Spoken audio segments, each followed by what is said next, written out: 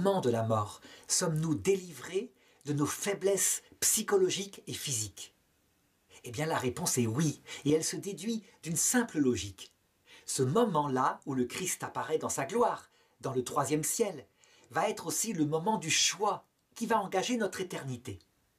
Si les faiblesses psychologiques et physiques parfois, les handicaps, la vieillesse pour certains, mais quelquefois l'handicap dès la naissance, la trisomie 21 par exemple, si ces faiblesses-là sont utiles le temps de la vie terrestre, ce n'est pas pour permettre un choix, c'est pour nous apprendre que nous sommes des pauvres.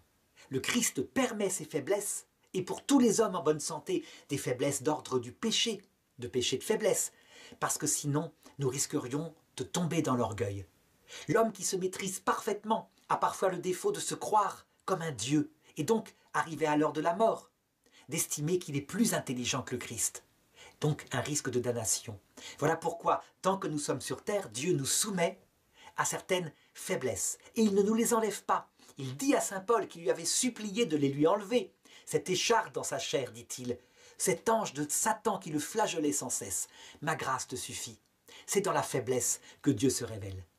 Et donc, le père Emmanuel de Floris disait que ces faiblesses qu'on appelle le fomes peccati, le foyer de péché en latin, que Dieu nous a laissé à suite du péché originel, ne disparaît que quelques heures après la mort. Et c'est vrai, il nous les laisse jusqu'à la fin.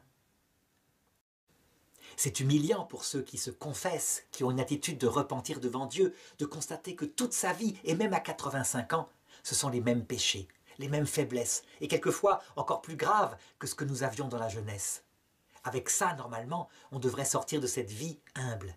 Mais quand il s'agit du choix, si nous choisissions l'enfer à cause d'une faiblesse venant de notre psychologie, ce ne serait pas juste. Et donc Dieu ne permet pas cela. Il nous rend donc une entière maîtrise de soi. Toutes les tentations qui venaient de notre corps, toutes les névroses et les psychoses disparaissent complètement. Nous sommes revêtus de ce corps psychique parfait. Et notre âme est en paix. Ça veut dire qu'à ce moment-là, nous allons pouvoir choisir vraiment selon ce que nous sommes. Mais attention, si nous rejetons le Christ, ce sera totalement lucidement, totalement maîtrisé. C'est la possibilité de commettre, cette fois, un blasphème contre l'esprit. Chose très rare sur terre, possible. Il y a des gens tout à fait comme cela, mais assez rare tout de même.